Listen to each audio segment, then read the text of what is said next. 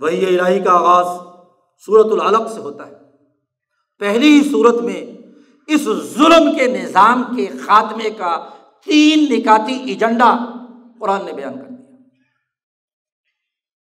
پہلی 5 آیات میں اقرأ بسم ربک الذی خلق، اللہ کے نام کو پکارنے، اس ذات نے جس نے انسانیت کو پیدا کیا، جس کو وہ علم دیا جو وہ علم نہیں جانتے تھے، علم الانسان ما لم یعلم، علم کا مرکز اور منبع بتلایا کہ وہ اللہ کی ذات ہے جس سے علم اور طریقہ کار سمجھ میں آتا ہے کہ اس طریقہ کار کے مطابق دنیا میں کام کرنے۔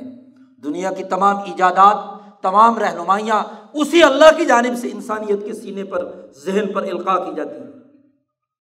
تو قرآن نے یہ تذکرہ کرنے کے بعد کہا کلا ان الانسان لیطغی، خبردار، ہرگز یہ بات قابل قبول نہیں کہ کوئی انسان دوسرے انسانوں پر ظلم کرے، طغیانی کرے، طاغوت بنے، انسانیت پر ظلم کرے، یہ ظلم قابل قبول نہیں ہے۔ انسان کسی دوسرے انسان پر ظلم کرے، یہ بے عینی ہی وہی جملہ ہے جو طور پہاڑ پر موسیٰ علیہ السلام پر وحی نازل کرتے ہوئے اللہ نے فرمایا اذهب الى فرعون انه طغى، کہ جاؤ فرعون کی طرف کہ اس نے سرکشی کی ہے۔ جیسے موسیٰ کو فرعونی نظام کے خاتمے کے لیے بھیجا گیا، ویسے ہی قرآن کی پہلی ہی سورت میں حضور صلی اللہ علیہ وسلم سے کہا جا رہا ہے کہ کلا ان الانسان لیطغی۔ حضور چونکہ پوری دنیا کی طرف مبعوث کیے گئے ہیں، اس لیے مخصوص ابو جہل کا نام نہیں لیا گیا۔ الانسان جو بھی ظالم ہو، ابو جہل ہو، قیصر و کسریٰ ہو، دنیا کے کسی خطے، کسی زمانے، کسی علاقے میں کسی بھی وقت ہو قیامت تک، الانسان جو بھی ظالم انسان ہے، اس ظالم انسان کی سرکشی کبھی قابل قبول نہیں ہوگی۔ ایک آفاقی کتاب عالمگیر قانون کی کتاب میں عالمگیر قوانین بیان کیے جاتے ہیں۔ پہلے مرحلے میں صاف طور پر کہہ دیا گیا وہ بلال، وہ صہیب، وہ یاسر، وہ مظلوم، وہ کمزور، ان سے کہا جا رہا ہے کہ اعلان کر دو کہ کلا ان الانسان لیطغی۔ طاغوت کون ہے؟ جو خدائی کا دعوے دار بنے، اپنے آپ کو آمر مطلق بنائے، انسانوں کی گردنوں کا مالک بن جائے اور انسانوں پر ظلم و ستم کی سیارات مسلط کرے۔ وہ آیت جو ان فرعون علا فی الارض سے لے کر مفسدین تک، یہ یطغی کی پوری مکمل تفسیر ہے، خاکہ نقشہ کرتی ہے۔ جو یہ کام کرے اس کے یہ ظلم و جبر کو کسی صورت میں قبول نہیں کیا جا سکتا، ہرگز کلا۔ انقلاب کا پہلا نقطہ، کسی مزدور، کسی مظلوم، کسی پیچھے ہوئے طبقے کے اندر یہ حوصلہ پیدا کرنا کہ وہ ظالم کے ظلم کی آمریت کو قبول کرنے سے انکار کرے، پہلا مرحلہ انکار۔ نمبر 2، قرآن نے کہا کلا لئن لم ینتہی لنصفعا بالناصیہ، خبردار، ہرگز یہ بات ظلم کی قبول نہیں کی جا سکتی۔ لئن لم ینتہی، اگر یہ فرعون، یہ ابو جہل، یہ عتبہ شیبہ، یہ ظالم، یہ طاغوت، یہ سامراٹ اگر ظلم سے باز نہیں آتا، لئن لم ینتہی، تو کیا ہوگا؟ لنصفعا بالناصیہ، ہم اس کی پیشانی پکڑ کر اس کو گھسیٹ لیں گے۔ سردار کی پیشانی، بڑے بڑے بال رکھے ہوئے ہیں، مانگیں بھری ہوئی ہیں، سونے چاندی کے برادے ڈالے ہوئے ہیں، ہیرے جواہرات بالوں میں پروئے جاتے ہیں۔ جتنا بڑا سردار، جتنا بڑا حکمران، جتنا بڑا مالا اور مترف، اتنے ہی زیادہ ہیرے جواہرات اس کے ماتھے میں ہیں۔ اٹھو مزدوروں، کسانوں، بلال، یاسر، صہیب، اور اٹھ کر اس کے بال پکڑ کر گھسیٹ لو۔ ڈرو مت، اس کی پیشانی کی عزت کرتے ہو تو اس لیے کہ تمہارا حکمران ہے، لیکن اس حکمران کی عزت کی جاتی ہے جو جھوٹ نہ بولے، جو مجرم نہ ہو۔ یہ پیشانی جو ہے ناسیاتن، کاذباتن، خاطئاتن، یہ پیشانی جھوٹی ہے، انسانی سوسائٹی کے خلاف جرم کرتی ہے، جھوٹ بھی بولتی ہے، خاطئاتن، مجرم ہے۔ سوسائٹی میں قرآن حکیم نے کہا معاشرے کی ترقی کے 2 بنیادی امور ہیں، زبان سے نکلی ہوئی بات صدق اور سچائی پر مبنی ہونی چاہیے، اور عمل عدل پر مبنی ہونا چاہیے۔ قرآن نے دوسری صورت میں کہا تمت کلمۃ ربک صدقا وعدلا، تیرے رب کے 2 کلمے مکمل ہو گئے، سچائی اور عدل۔ سچائی کی ضد جھوٹ ہے اور عدل کی ضد ظلم اور جرم ہے۔ قرآن نے کہا کہ اس کی پیشانی جھوٹ بھی بولتی ہے، سچائی سے متصادم ہے، اور اس کی پیشانی مجرم بھی ہے، عدل کے بجائے ظلم کرتی ہے، لہذا اس کی پیشانی پر ہاتھ ڈالنے سے مت ڈرو۔ کیا ہوگا؟ یہی کہ فَلْيَدْعُ نَادِيَهُ، اس کو کہہ دو کہ یہ اپنے دارالندوہ کے شریک، اپنی مجلسوں اور اپنی پارلیمنٹ اور اپنی کچن کیبنٹ کے ممبران سرداروں کو بلا لے، یدعو نادیہ، بلا لیں، اب مقابلہ ہوگا۔ سندعو الزبانیہ، ہم بھی اپنی زبانیہ اس کے مقابلے پر لائیں، یہ اپنی فوج لائے، یہ اپنی طاقت لائے، ہم اپنی طاقت لائیں گے اس کے مقابلے پر۔ سندعو الزبانیہ، اللہ نے انقلابی اعلان کر دیا، اب ٹکراؤ ہوگا نادیہ کے درمیان اور زبانیہ کے درمیان۔ زبانیہ کون ہے؟ اس خطے کے عظیم انقلابی رہنما، شیخ الحدیث، شیخ التفسیر، محدث، مفسر، فقیہ، سیاسی رہنما، انقلابی رہنما، شیخ الہند مولانا محمود حسن ترجمہ شیخ الہند میں لکھتے ہیں کہ زبانیہ کا ترجمہ حضرت نے کیا ہے ہم بھی اپنے سیاسی پیادے میدان میں اتاریں گے۔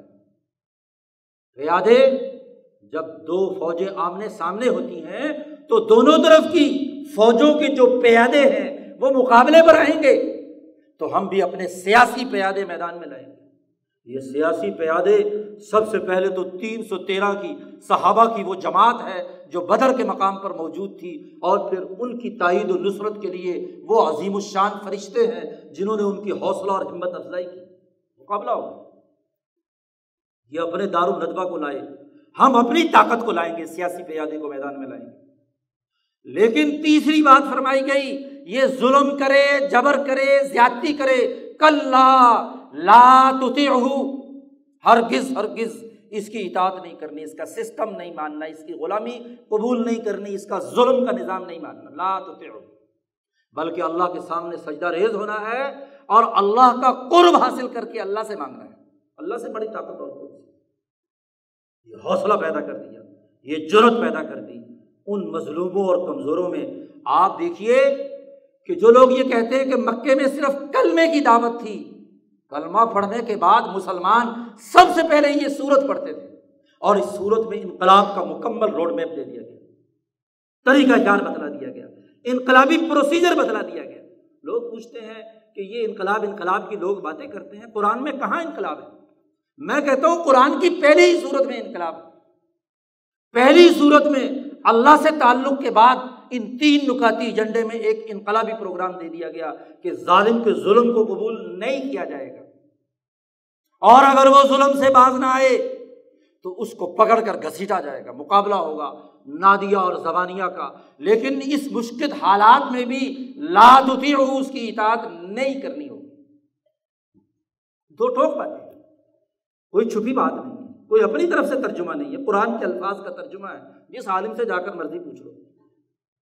آپ دیکھیے کہ اس 3 نکاتی ایجنڈے کے تحت حضور صلی اللہ علیہ وسلم نے مکہ میں کام شروع کیا۔ وہ بلال حبشی جو ابو جہل کے ظلم و ستم کی وجہ سے کبھی اف بھی نہیں کرتا تھا، وہی بلال، اس کے اندر وہ جرأت پیدا ہوتی ہے، وہ ہمت پیدا ہوتی ہے کہ وہ تپتے ریت پر لٹا کر اس غلام پر، کالے کلوٹے پر ظلم کرتا ہے، اور اسے کہتا ہے کہ تم اس نظریے سے منحرف ہو جاؤ۔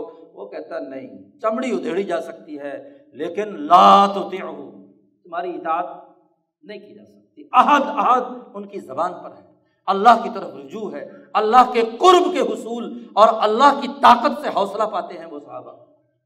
یاسر، صہیب ہے، عمار ہے، مظلوم و کمزور ہیں، جو حضور صلی اللہ علیہ وسلم کی جماعت میں شامل ہوتے چلے جا رہے ہیں۔ ہرقل کے دربار میں، بخاری میں یہی، اس کے بعد جو حدیث آتی ہے، ابو سفیان جو اس زمانے میں ابھی مسلمان نہیں ہوئے تھے، ابو سفیان قافلے کے ساتھ پہنچے ہوئے ہیں۔ ہرقل نے پوچھا ابو سفیان سے کہ سچ سچ بتاؤ کہ اس نبی نے جس نے نبوت کا دعویٰ کیا ہے، اس کی جماعت میں کمزور لوگ ہیں یا بڑے بڑے اشرافیہ ہیں، بڑے بڑے مالدار اور سرمایہ دار ہیں؟ تو ابو سفیان نے کہا کہ کمزور لوگ، غریب لوگ ہیں، یتیم و مسکین ہیں، سوسائٹی کے پسے ہوئے لوگ ہیں، انہوں نے سب سے پہلے دین کی دعوت قبول کی۔ اور حضور اقدس صلی اللہ علیہ وسلم سے مکے کے سرداروں نے کہا کہ ہم ان غریبوں کے ساتھ بیٹھ کر آپ کی بات کیسے سن لیں؟ یہ سارے کمزور یتیم مسکین جو ہمارے غلام ہیں، یہ آپ کی مجلس میں بیٹھے ہوئے ہیں، ان کی موجودگی میں ہم سردار لوگ ہیں، کیسے بات سنیں؟ تو حضور نے حکمت عملی کے تحت ارادہ بنایا کہ چلو ان کی دلجوئی کے لیے ایک دفعہ ان سے علیحدہ مجلس کر لو اور پھر ان کو ساتھ شامل کر لیں۔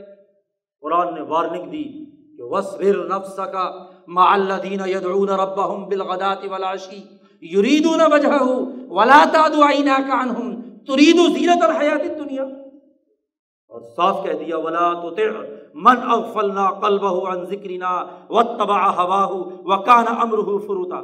اے محمد صلی اللہ علیہ وسلم اس سچی جماعت کے ساتھ جمائی رکھیے جو اللہ سے تعلق قائم کرتی ہے صبح و شام، ان کو چھوڑ کر سرمایہ داروں کی طرف نظر مت کیجیے جو خواہش پرست ہیں، اپنے نظام میں ظالم اور زیادتی کرنے والے ہیں، امرہ فروتا۔ تو دیکھیے نبی اکرم صلی اللہ علیہ وسلم نے مکہ مکرمہ میں صحابہ کی یہ جماعت مصیبتوں اور مشقتوں میں بنائی، تیار کی۔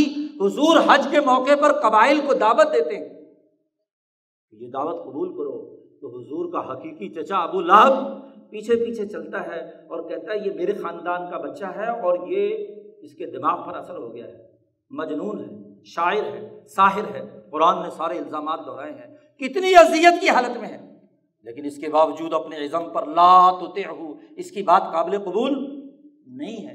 شیب ابی طالب میں 3 سال اذیتیں برداشت کرتے ہیں، لیکن صحابہ کی انقلابی جماعت مستقیم اپنی جگہ پر استقامت اختیار کی۔